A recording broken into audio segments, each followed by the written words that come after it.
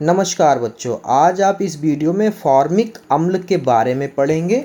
Formic अम्ल से संबंधित कक्षा 12 की बोर्ड में जितने भी क्वेश्चन पूछे जाते हैं वो सारे के सारे इस वीडियो में आपको मिल जाएंगे। किस टॉपिक के बच्चों?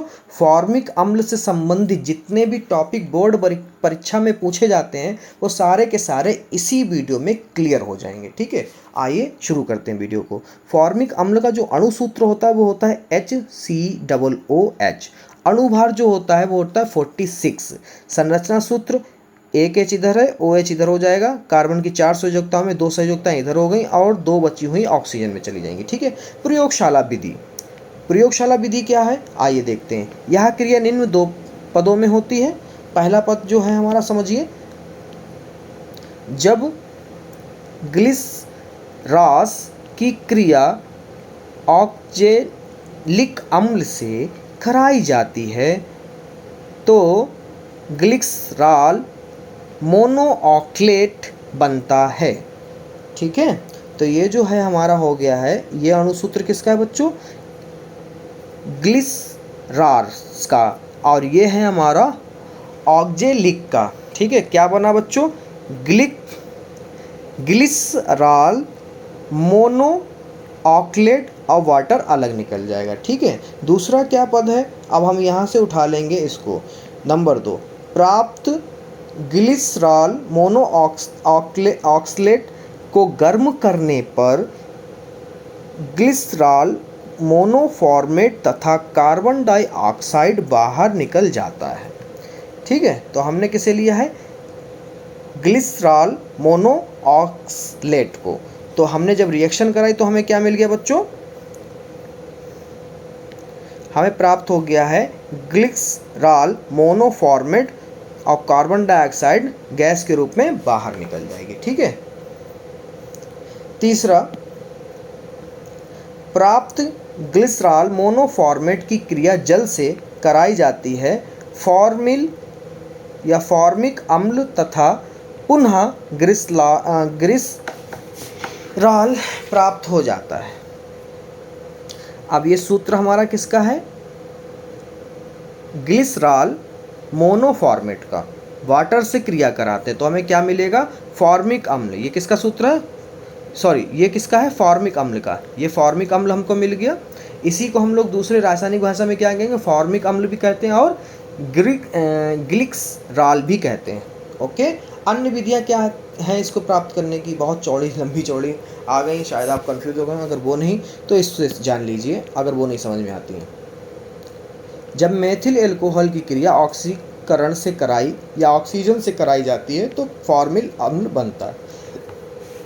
बच्चों ये कब काम आएगा? जब ये ऊपर वाली आपको अभिक्रियाएं समझ में ना आए। ठीक है, और आपसे पूछ लिया जाए कि बनाइए, बनाने की विधि बताइए, तब आप वहाँ पर ये वाली ट्रिक लगाएंगे। अगर वो समझ में नहीं आती है, अगर समझ में नहीं आती तो ये देख लीजिए। ठीक है, वरना आप वीडियो को आगे ले जाइए, आगे जाके आपको इम्पोर्टेंट टॉपिक मिल जाएंगे। तो हम क्या करते हैं? मेथिल एल्कोहल लेते हैं, ऑक्सीकरण कराते हैं ऑक्सीजन से, और यहाँ पर हमें क्या मिल जाएगा? फॉर्मिक अम्ल मिल जाएगा और H2O बाहर निकल जाएगा। नंबर 2, जब फॉर्मेल्डिहाइड का ऑक्सीकरण कराया जाता है तो फॉर्मिल अम्ल बनता है। तो ये हम किसका ले रहे हैं? फॉर्मेल्डिहाइड, और ऑक्सीकरण करा रहे हैं तो हमें डायरेक्ट क्या बन जाएगा? फॉर्मिल अम्ल। ठीक है, रासायनिक सूत्र देख लीजिए, जितने इंपॉर्टेंट सिर्फ उतने ही मिलेंगे आपको। नंबर 1, मेथिल एल्कोहल से जब क्रिया कराएं इसकी, जब फॉर्मिल अम्ल मेथिल एल्कोहल से क्रिया कराई जाती है तो मेथिल एसीटेट तथा जल बनता है। हमने क्या लिया? फॉर्मिल अम्ल लिया और किससे अभिक्रिया कर रहा है? मेथिल एल्कोहल से। तो हमें क्या मिल रहा है बच्चों? मेथिल एसीटेट मिल रहा है और जल बाहर। दूसरी अभिक्रिया, फेहलिंग विलयन के साथ अभिक्रिया। फॉर्मिल फेहलिंग विलयन के साथ क्रिया करके लाल अवक्षेप बनाता है।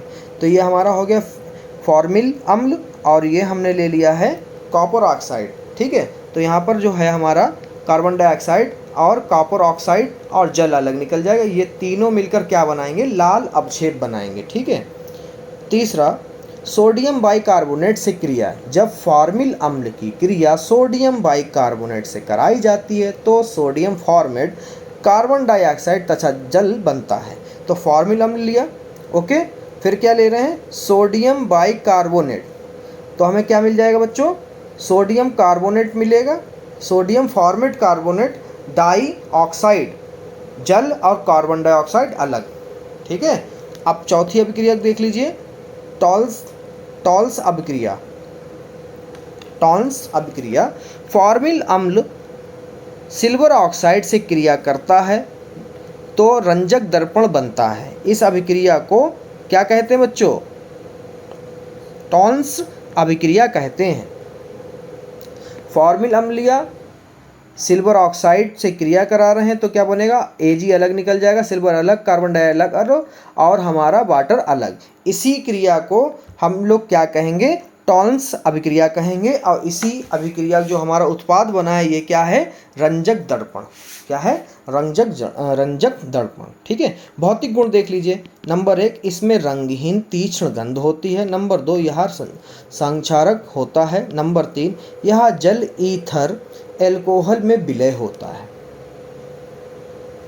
इसके उपयोग देख लीजिए बच्चों, नंबर 1, सूती कपड़ा तथा ऊन की रंगाई में।